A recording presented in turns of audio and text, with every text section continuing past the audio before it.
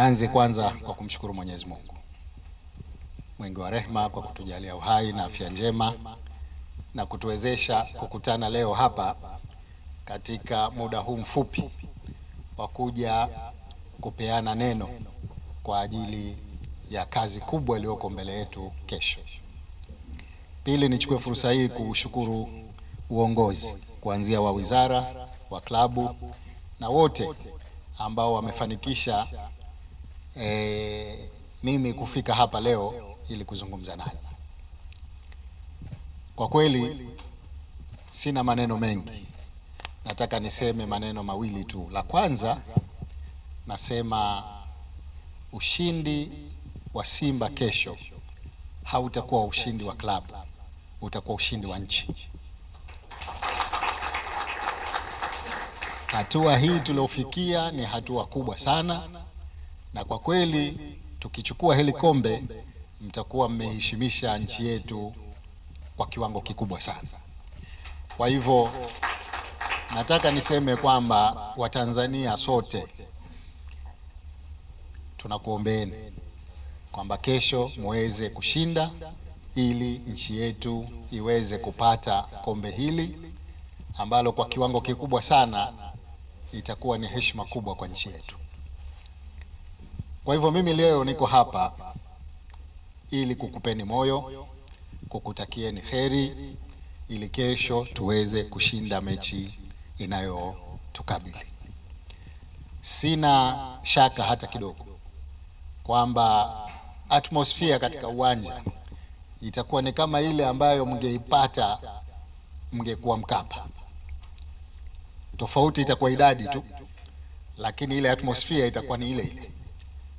Kwa hivyo msiwe na shaka kabisa. Watanzania sote tuko upande wenu. Tutahakikisha kwamba mnapewa mazingira ambayo mngeyataka katika eneo la uwanja.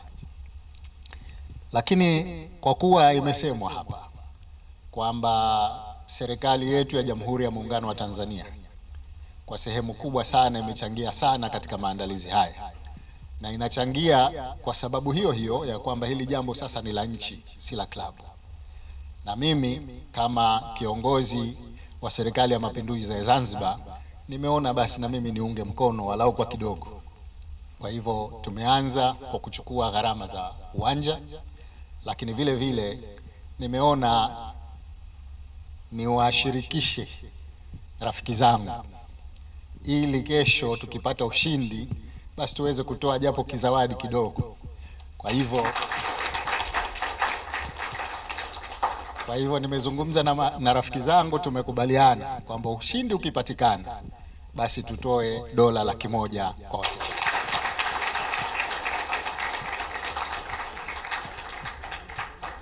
Kwa hiyo ndugu naibu waziri na viongozi wote, nakushukuruni sana kwa kunipa heshima hii ya kuja kuzungumza na wachezaji pamoja na makocha pamoja na viongozi wote.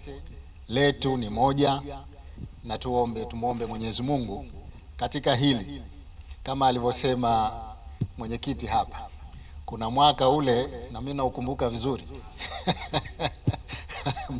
mzee wangu Mungu amrehemu alikuwa pale uwanjani. Hatukupata mafanikio. Safari hii Mungu atusaidie tupate mafanikio. Kwa hivyo ndugu zangu, asanteni sana. Nashukuru kwa kunisikiliza, na tunamuomba Mwenyezi Mungu basi kesho mambo yawe mazuri. Sina shaka kwamba maandalizi mmefanya ya kutosha, na kama nilivyosema mazingira ya uwanja yatakuwa mazuri ili tuhakikishe kwamba tunapata mafanikio. Kila laheri, Mwenyezi Mungu ajalie tupate ushindi kwa siku ya kesho inshallah. Asanteni sana. Kwa habari za makala, simulizi, mikasa na matukio yote ya kijamii, wasiliana nasi kwa simu namba 0627589709. Jimbi TV, sauti yenye nguvu.